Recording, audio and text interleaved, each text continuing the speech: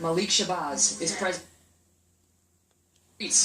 He also says he understands why the gunman who killed the police officers in Dallas is being described as, quote, a hero by some folks.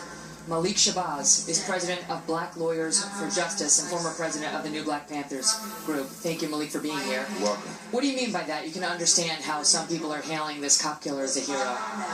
I don't know if I said that, but what I can... You did. You said it to our Fox News reporter, Mike Tobin, yesterday, because the people in the audience behind you were chanting, hero, hero about him. Excuse me, I did not say that. And you said I can understand that. I did not say that, but I can tell you that the pain... We can run the tape. Let's talk about the pain and the suffering of black people who are killed by police officers on a regular basis without due process, serving as judge, jury, and executioner on a regular basis. Our blood is being spilled in the streets, the blood of Alton Sterling, the blood of Philandro Castile. Let's take us back to Mike Brown, Darius Michael Robinson. Brown was the aggressor on the police officers. No, it was not. That was your version. No, it wasn't. It was Eric Holder's Department of Justice. Department of Justice has failed us as well. Our blood is... What facts do you have that Michael... No, it's an interview, so we're going to have it back and forth. Okay, our blood is in the streets. What facts do you have that Michael Brown was not the aggressor, that Officer Darren Wilson was the aggressor?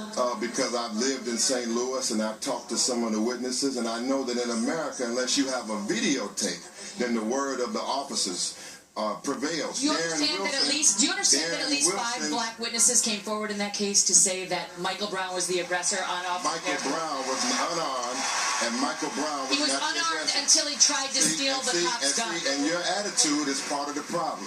Your attitude of no. That basic position of what we call white supremacy, white privilege, is what is believing that an unarmed black man, all of us unarmed, being killed by armed police officers, somehow it's our fault. But we don't see white males in America that are unarmed. But tell me next to this. For the record, I'm not a white supremacist. No, that's a position. The position that you believe that your lives are better than ours. Well, I believe that you are the one who has made the racially insensitive statements. No, man. It's a racially insensitive country. That's why it's hard to take you seriously when you try to speak out about police and issues of race. Take me very seriously as these police departments are choking out black men, such as Darius Robinson in Oklahoma, choking the life out of us. We can't even make it to trial and get a decent trial with due process without the police of America killing us outright. And that's why everybody is upset. Why can't we agree that there are some cop shootings that are bad, and there, of course, are some cops that are racist? Okay. Right? We agree, right? Of course. Got that? But by the same token, some of these shootings are okay. Which one? Which shooting is okay? To the extent, listen, and what I mean by okay is within the confines of policy and the law. In other words, the defendant was attacking the cop, as we saw in the Michael Brown case. No, Not I all don't agree of with these that. are I don't racist agree with cops. that. I don't agree with that. But so there's no reasoning with you. No, there was Can't you understand that the cops feel like targets now just for doing that? I'm not going to blame Mike Brown for that. The police departments in America have no one has constrained them. No one has brought them under control. This type of attitude. President Obama's DOJ has 26 investigations into them. He is bringing them into. No, he has not. The Department of Justice has failed us. The prosecutors in America, such as St. Louis County, have failed us. And this campaign here is creating an atmosphere where more police brutality is expected in America. More police brutality is expected due to this type of campaign, which promotes racism and division, is going to create more police who desire to kill us. Do you believe that white people are inherently evil? I believe that the actions that they show through using excessive force, through violating the Constitution, through killing us, show that our lives. Do you use the term cracker? No, excuse me. To refer to white people? You want to disrupt, you want to deviate. No, I want the audience to know what you stand for. I want to tell you what I stand for. Do you use the term cracker to refer to you going to let me talk? Because we can have will you answer? Interview it. Go ahead and answer. Okay, but your first question was, do I believe you are inherently evil? I believe that your policies and your actions are evil, and they result in us being killed when in same circumstance, I got that. White males what about cracker? Do you refer to white people as cracker? Do I refer to white people as cracker? Yeah. I have in my anger, as many people in their anger have referred to others as derogatory names. I don't think that's a common term. Okay. Did you say that we should kill every G-damn Zionist in Israel? No, I never said Never said that they're G-damn little babies and old ladies should be blown up? When you going to leave the script and acknowledge the death of Sandra Bland, Freddie Gray, Mike Freddie Brown, Gray, 4 acquittals in that case. 4 acquittals of those officers. Bad prosecution. Bad prosecution. Darius Stewart. African-American Darius judge. Robinson. African-American prosecutor. Eric Garner. Alton Sterling. Philandro Castillo. I'm granting that there are some bad police shootings. No, but worse than bad police shootings, it's a bad system, and the country is going totally in the wrong direction. And until we get justice, there's not going to be no peace. And until the court system works, there can't be no peace. And until we get reparations and compensation for all the blood that you're spilling of our blood, then Miss Kelly, it cannot be the peace. White people of America. It cannot be peace. We're the white power structure, and you're a part of that. You're an important voice. If you would speak up, if you would stop being so hostile to our position, I'm not hostile. You recognize that Black Lives Matter. We have a lot of folks from Black Lives Matter in the program, but they don't always take antagonistic positions when it comes to white people as a group. Malik, I gotta go because I have my next guest. I gotta go because I have my next guest on. Thank you for being here. Well, our next guest represents the men and women keeping folks safe in this very city as the convention plays out. He says not only does President Obama seem to have his finger on the scale in this debate over cops in America, he says the commander-in-chief has the blood of these fallen officers on his hands. We have a president of the United States and a governor of Minnesota making a statement that they made less than 1 day after those police-involved shootings. And those police-involved shootings, make no mistake, are what absolutely has triggered this rash of senseless murders of law enforcement officers across this country.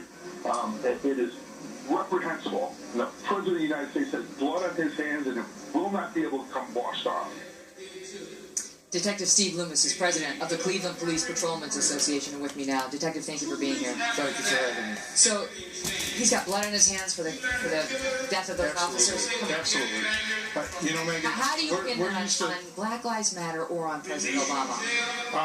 We're used to activists, we're used to anarchists, we're used to militant people that want to blame everybody for their problems other than themselves. We're used to that kind of rhetoric. What happens when the President of the United States, when athletes, when actors, when they use their fame to approve of the false narrative that's out there from the Black Lives Matter, from the new Black. The president defends cops in every remark, in every speech he makes, and then he says, but we also must acknowledge. I mean, Malik Shabazz obviously is a race baiter who has spent a life condemning Jews, condemning whites, and what have you. But that doesn't mean that all of these cop shootings are good shootings, if you will, good in the terms of policy and within policy. Sure, and if they're not, the officers are prosecuted and they're convicted. We have a land of laws, and in the vast majority of the cases, the cops are acquitted, and many people believe that system is rigged in their favor. That you can't get a conviction of a cop. You know, what are we going to do with people that believe that? You know, you're telling me that the black judges, the black prosecutors are all corrupt, and they're all just trying to get the cops out of trouble. It's a ridiculous notion, and it's one that will have to change if we're going to move forward. What about the fact that blacks are killed in disproportionate to whites in this country? Well, we're called into the African-American neighborhoods. Blacks are victimized by other black people as well at disproportionate numbers from other people and other races across this country. We're called into these neighbors, Megan.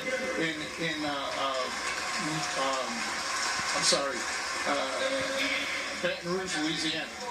Those officers were called. There was a black man that called and said, "Hey, that black guy over there is pointing a gun at me." Those officers responded to that. They didn't go there. President Obama had that guy sounding like the final. When people see Alton Sterling standing outside in front of this store, taken down and shot, in video we can see with our own two eyes. And we're not law enforcement, but you know the reaction that people have to this, which is, it doesn't look like he deserved to lose his life.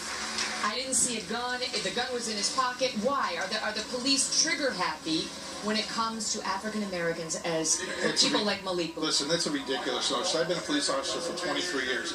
I've answered thousands of radio calls people that need help. And not one time did I get on that radio and say, hey, what color is the family? But that's you, right? I mean, Well, they're that's all of they're positing that No, there's an that's all inherent of bias against blacks by cops, even if the cops themselves are blacks. It's, you know, it's an excuse for the failures that certain leaders in the African American community have. How are we ignoring the fact that over 500 homicides in the city of Chicago? In the city of Cleveland, we had 132 homicides last year. And if you take the black suspects that killed black people out of that equation, I'm talking about a 2-year-old baby, I'm talking about a 6-year-old baby, a 72-year-old grandmother sitting on the front porch. You take them out of that equation, the city of Cleveland would have had 29 homicides last year. I'm not calling anybody names. I'm saying there's a problem here. We need to look at it. We need to address it as a thoughtful community and not spread the venom. And when the President of the United States and athletes and everybody else buy into the false narrative of Black Lives Matter and the new Black Panther movement, Al Sharpton, when was the last time that guy got anything right?